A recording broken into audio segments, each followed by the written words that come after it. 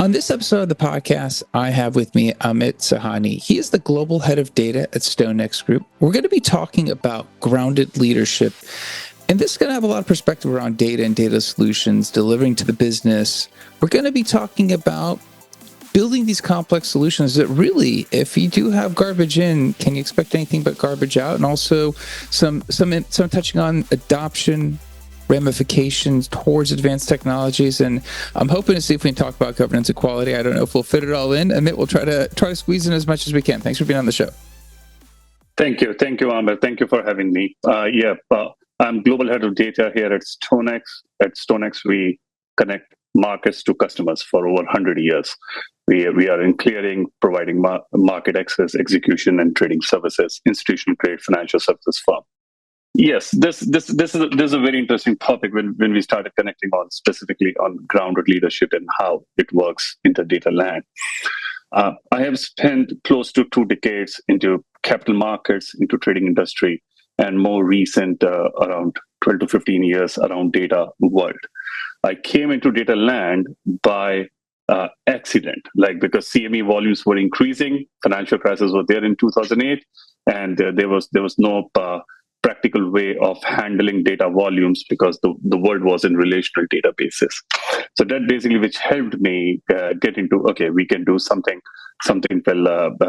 more innovative, something more technically to solve a technical challenging problem. That basically what ended up me getting into the data land and again solving the problems.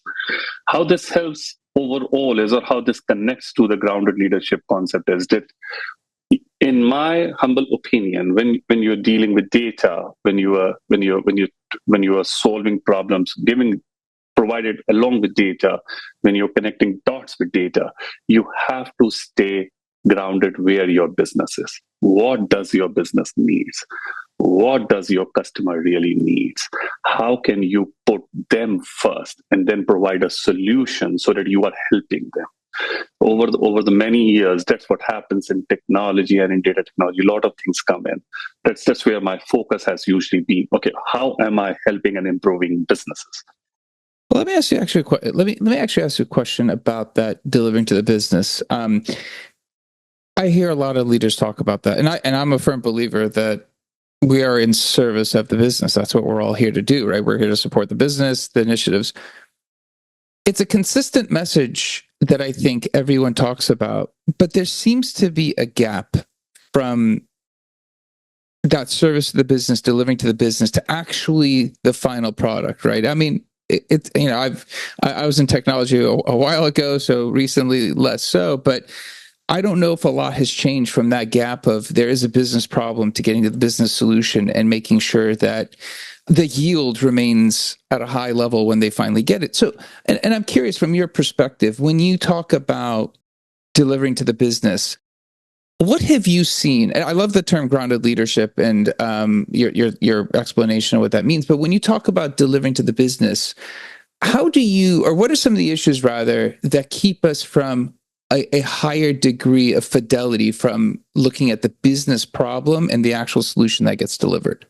Right. Now that's a very good question, and I will start with the answer exactly on grounded leadership, because that's where the differentiator is. That's, in my opinion, there is a differentiator. In a sense, if you are associated, if you have, for a lack of better analogy, your ears on the ground, and you can understand what exactly is business talking about. Did I develop, or the group developed, a solution which is, yes, improvising business, but at the same time, ability to collect feedbacks? Many a times, what I think happens is, yes, we start with a thought of, yes, we are supporting the business. We work towards it. Everybody works very hard at delivering the business value. But over the period of time, because this is a marathon, this is not a sprint. Many times over the marathon, things digress, things bulge out, or things move into a different direction. How do you keep bringing it back? How do you keep bringing it back to the center? That, in my mind, is a very important ingredient to actually make this work. Yes, you're delivering it, but then you have to continuously collect a feedback loop also. That is very, very important.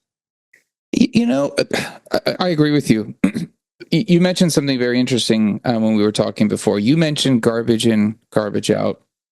And I want to loop this into delivering to the business, because I think there are situations where, obviously, if you're on the software engineering side, the technical debt does have some reality and some constraints.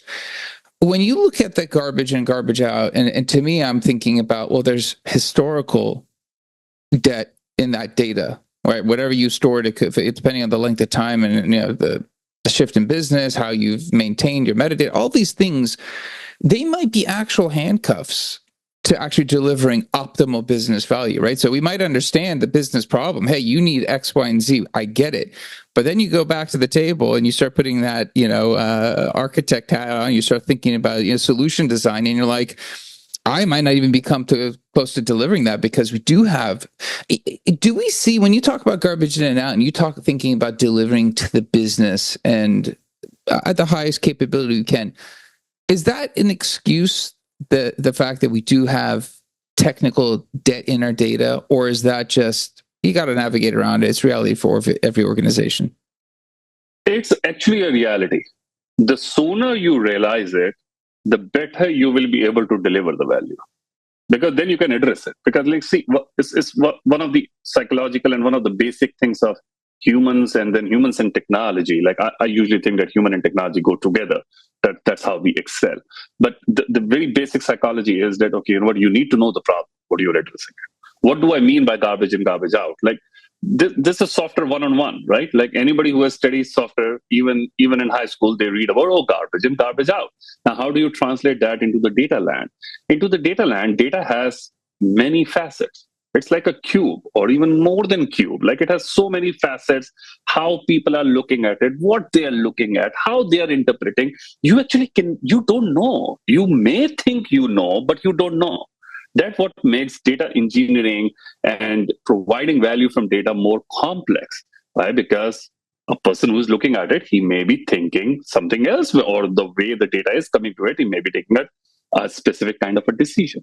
But when we marry with data providing a value, along with adding all the machine learnings and artificial intelligence processes and the tools on it, that is as good as your data. That's what I really mean by garbage in, garbage out. It is actually as good as your data. It is actually as good as your processes. Because if your processes are not optimized, if, let's say, you have the best in class technology, you are moving, you have implemented the best data lake available today, and you have spent it 3 years and multi-million dollars on it, right? But your processes are still in early 2000s. I am so sorry to say you are not going to achieve a business value. Your technology will say that, okay, yes, we have done all that, and they are right. Absolutely correct, because they worked very, very hard in making sure that all the technology gets upgraded, everything gets upgraded, but your processes, your investment in cleansing the data, if that has not been done, you will get a garbage out. And that will be very frustrating for business, for people who are using it, for teams. Why? Because you are then saying, oh my God, I did all that, but what is the value proposition which we are getting out of it? So it's in overall investment, when we are looking into this, in my opinion, it's very important that we actually take care of the problem. We take care of processes, we take care of data, we cleanse that data. Yes, it is hard, it is painful, it is investment, but that is needed so that you can move forward and really take the advantage of data-driven technology investments. I mean, that's 100%, I think, spot on. And when you look at adoption and you're thinking about, as a grounded leader, you're obviously trying to make sure people are using the solution you've built. And obviously, we do have issues with quality of data, right? We can label that however we want. When you start looking at the end user, right? They finally get the report, the analytics, whatever it is that last mile could be. It could be many different things. But when they finally get it, they have to use it. it all seems like it starts, going back in a dotted line back over everything we've done, because they'll want to use it, then they'll question whether the data integrity, the quality. They'll go back to the requirements. It's literally like a reverse process of the whole process to build it. They go backwards. When you think about adoption, and obviously, we do have issues along the way. Where does the end user, right, the stakeholder, what are the bounds or comfort level that they should be like, what, this is 95% accurate, I need to use it? Is that okay? Or is it like, hey, if it's not 100%, why are we using it? No, that's an important point. And good or bad, I will say it depends upon the data, because some data will be 90% accurate and you're okay with it. Why? Because you are looking into certain aspects, let's say, of an unstructured data in combination with a structured data and solving a particular problem. You may not get all cleansing which is required. On the other side, some data has to be 100% or 99.59. You cannot go without that. For example, in our industry, market data is the backbone of what we do, because its trading is happening on the price you see on the screen. So in that case, is 90% good enough? Absolutely not. That thing has to be resilient, has to be 100% to be, for a trader, for a customer, for everybody to be actually able to rely on that as an end product. So it actually depends upon the data. But I want to add to your point that feedback loop is actually very important. And how does that work?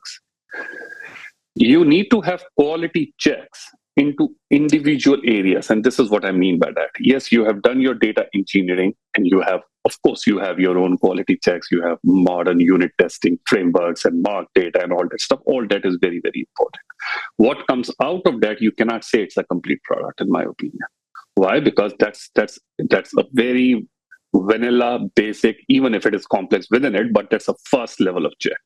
You need to, when we talk about adoption, you need to have data stewards coming from those individual units of compliance, individual units of reg and regulations, individual units of businesses, individual units. In our world, there's a front office, middle office, and a back office. So you need to have the respective data stewards. Why? Because they will know their data the most, believe it or not. Like you can have the best engineering team, you can have the best data SMEs with you, but the people who are, again, the people who are on the ground, people who are functioning on this day in, day out, they need to be involved in it. You need to have a very strong partnership. So it's not only about breaking a data silo with a quality, oh, I have automated everything. Yes, that's you have to do that. It's going beyond that. Okay, how are you evangelizing it to change the process and basically go into, yes, you are also part of it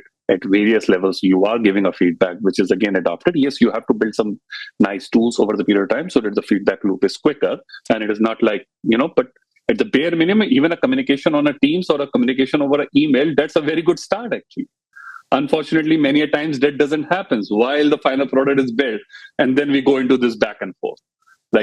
So that's why that aspect of feedback with data stewards from individual business units, or it's really interesting, because I think sometimes a lot of times when you talk to data executives, the data quality is very key.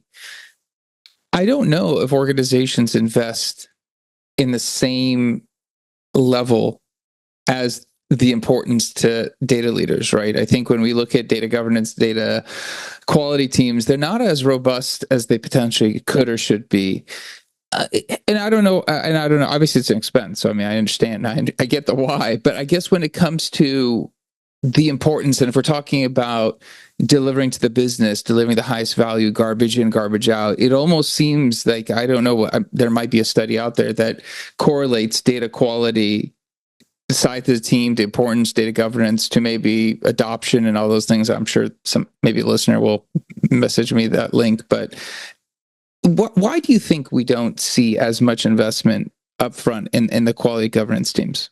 That's a good question. So, see, in my opinion, you don't see an upfront investment is because it takes a lot of time to actually derive a value proposition from it, to actually show the value.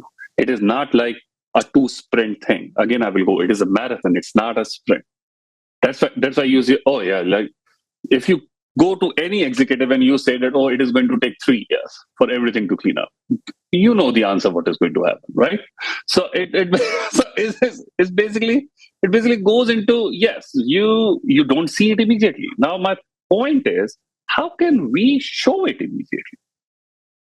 It's the same thing. We know the problem. How do we address the problem? I don't know the right or wrong answer. I can share with you what I am doing right now, and how it is, how I think it is working, and how in the group we think that, okay, this will be beneficial, because we have the similar situation, right? To have an army of people to do quality checks and things like that, it requires a significant investment. That's where that's where we are going with the concept of data stewardship. Can we make instead of having a data group have lot of quality checks, which then they have to understand and learn the data and make it quality and govern it? Yes, we should have a governance process. We should use technology, because modern technologies, they are getting very better. As I said, in past 15 years, I've seen technology getting better and better and better and better. Like you can process like now a lot of data in no time. What does that mean? That basically means you can actually run your reconciliation checks, which 10 years ago would have taken a whole day to run it. Now you can do it in a much quicker way, and you can have established a feedback loop to actually go into even historical data to compare with the patterns in the past. Is there a price anomalies? Is there a discrepancies? Things like that. You can do that much faster at a much lower cost if you adapt a better technology or better data technology. So you should do that. That is one. The second is you should again get into data stewardships in individual businesses or your stakeholders, whether it's a reg and regulations, whether it's compliance, whether it's accounting, middle office, back office, front office, they need to be part of it. What in so many words I mean to say is that this process is actually a unification process. This process is not of one team or the another team or some another business. It is actually bringing everybody together. It's bringing teams together. It's bringing people together. This data engineering is like two parts, right? Data and engineering. I hope someday we will call it like data people engineering or something like that, where basically it is actually bringing everybody together, bringing the human aspect together to actually make that difference. I don't disagree with anything you said. I love the view of it's a marathon, not a sprint. And maybe I'll ask you this, because I have asked this question before. I'm still curious, and I'm still looking to maybe understand this. Is when you look at software engineering teams, they seemingly have longer roadmaps. There's an understanding that it just takes longer. I think when you and I talk about data, I think we probably would go, if you were to really overlay a data project and the amount of infrastructure plumbing that has to go in, it takes a long time. Hence, it's a marathon, not a sprint. But you also said, like, we both know no business executive is going to go, oh, you need 18 months to get that report to me? Fantastic. I only needed it 2 months ago. Don't worry about it. I'll wait. There seems to be a different view of the timeline to deliver from a software perspective than a data perspective. I'm still not sure that, and again, one guest did say something interesting, and it was, historically, data was small enough that a business team could say, forget it, we'll go get Excel access back in the day, we'll get Google Sheets, and we'll just hack out a solution that we need immediately. So the threat of that makes data professional go, I need to deliver, because they're going to go run shadow data solutions. Is that, I guess, talk to me a little bit about this, because I think it's an interesting discussion, because you mentioned it's a marathon, not a sprint. I think this is a real issue that no one talks about. So you used a software named Excel. I have a love and hate relationship with Excel. and as a data person, I use Excel all the time. Yeah. Okay? I used it 25 years ago also. I still use it. Almost everybody uses Excel, which I have seen. And Excel is becoming more and more robust. At the same time, it is a data base in itself. It is a fast turnaround tool which you put in some numbers. You can do big math. You can do a lot of more complex statistics on it. And guess what? Voila, you have a report. Why do you need a whole process around it and whole engineering around it and build something to get the same report which your Excel is doing, right?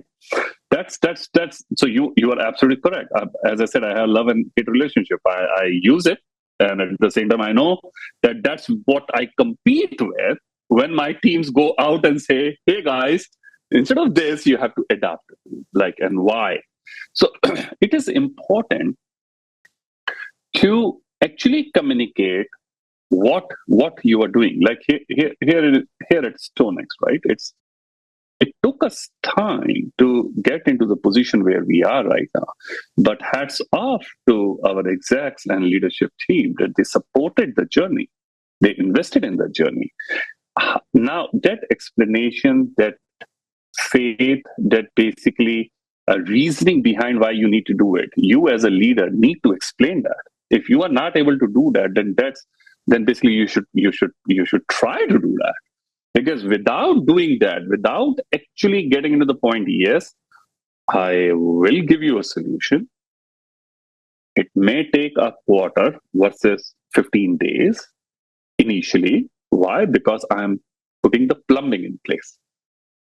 And then once the plumbing is there, it will turn it out in 2 days and it will have a highest quality. And you don't have to worry about your Excel getting deleted or a cell getting modified and you forgot about Control Z.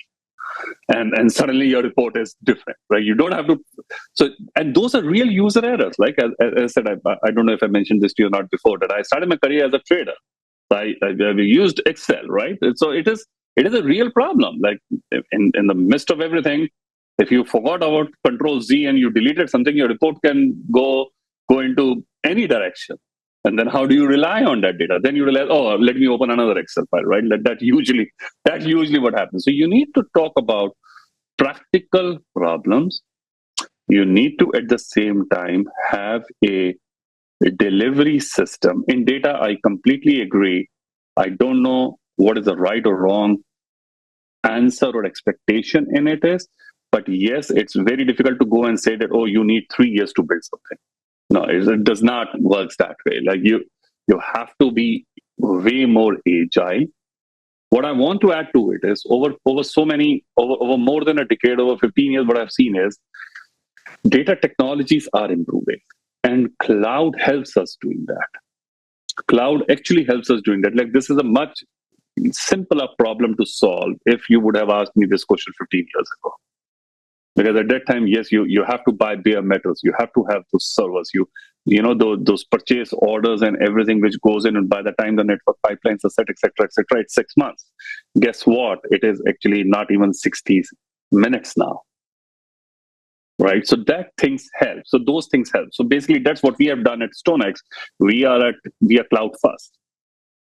So whole data technology is cloud first, and that's how we operate because it gives us the advantage. It gives us that we can solve the business problem sooner than later, and I think that is very important. Any data leader, any next generation data leader, any engineer who's listening to it, this will be a good thing. They need to adapt to a technology. They need to move with the technology. They don't need to settle with, okay, yes, let me build a better Excel. That's not the goal, because Excel is awesome. And it will be very next to impossible for you to build a better Excel. It's better to adapt Excel into your processes, and maybe why not feed data into Excel so that your people who are using it, they don't have to open an Excel for it, and it is already fitted. And those technologies are available, and they work very, very well. I think that's. I know we're not going to get to like a definitive answer, and I think that it's a difficult one, but I think it's interesting because you mentioned going back to grounded leadership, and I think getting buy-in to, yes, some of the initial will take longer.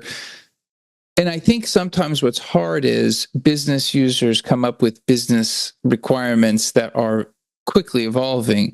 Software engineering teams will have a backlog and allow some prioritization and let that person potentially change that priority. With a report where, let's say, a dashboard or analytics where there's a critical junction of a decision, I understand that's different. So I get that we're not exactly talking one-to-one, but I do think it is interesting that, if we were to start looking at having those conversations earlier within a program of what the data is supposed to look like and start identifying some of those core pieces. I know everyone's trying to do that, but I think your grounded leadership maybe speaks to having more of those conversations up front. And, I think, again, the software teams have product managers that are responsible for some of this stuff. And I think on the data side, the last couple of years, I've seen more data product managers, but I think a lot of times you, the leader, you're tasked with playing that role, but not only managing the team, but also playing the role of the product manager, which is difficult. And I think that'd be great to see more data product managers involved. I think it would help the data teams alleviate some of these challenges. No, I agree with you. And these are all which needs to be set from beginning. You need to focus on data. You need to focus on technology, which is going to help you. You need to focus on quality. You need to focus on adoption. They all actually go hand in hand. You have to have a long-term view.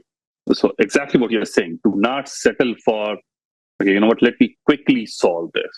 You have to take all this together, and you as a leader is playing a very critical role in it. Like initially, till the time your group is not set up, you're not established, or you're not adding that value proposition. You own multiple hats, and you keep moving this forward. You keep working with stakeholders, emphasizing on data stewardship and quality, what technology you're using, and how you're going to solve data problems. And technology keeps on changing.